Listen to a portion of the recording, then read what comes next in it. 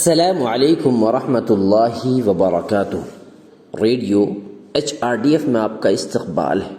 اعوذ باللہ من الشیطان الرجیم، بسم اللہ الرحمن الرحیم۔ فتلقى آدم من ربه كلمات فتاب عليه إنه هو التواب الرحیم۔ پھر آدم نے اپنے رب سے چند کلمات سیکھ لیے تو اللہ تعالیٰ نے اس سے توبہ قبول کر لی۔ یقیناً وہی بے حد توبہ قبول کرنے والا، نہایت رحم کرنے والا ہے۔ انسان کو کسی جرم یا غلطی سے پاک کر کے نہیں پیدا کیا گیا۔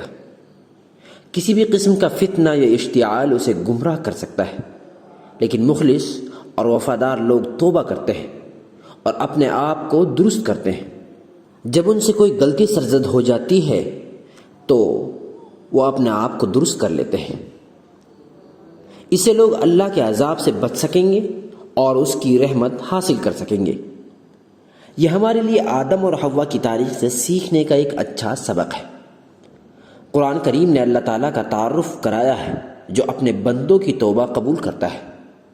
قرآن خدا کے بارے میں کہتا ہے کہ وہ معاف کرنے والا، انسان کے پاس رحمت کے ساتھ آتا ہے۔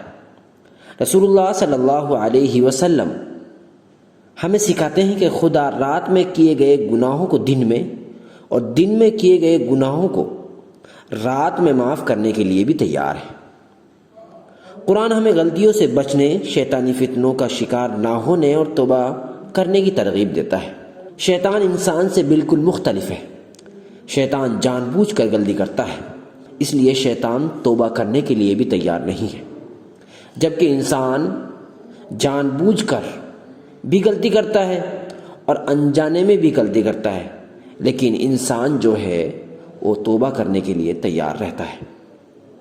تکبر شیطان کا چہرہ اور نافرمانی شیطان کی خصوصیت ہے۔ قرآن پاک اولاد آدم کو تاکید کرتا ہے کہ شیطان کے فتنے میں نہ آئیں اور اس کے نقش قدم پر ہرگز نہ چلیں اور آدم علیہ السلام کے تجربات سے سبق حاصل کریں۔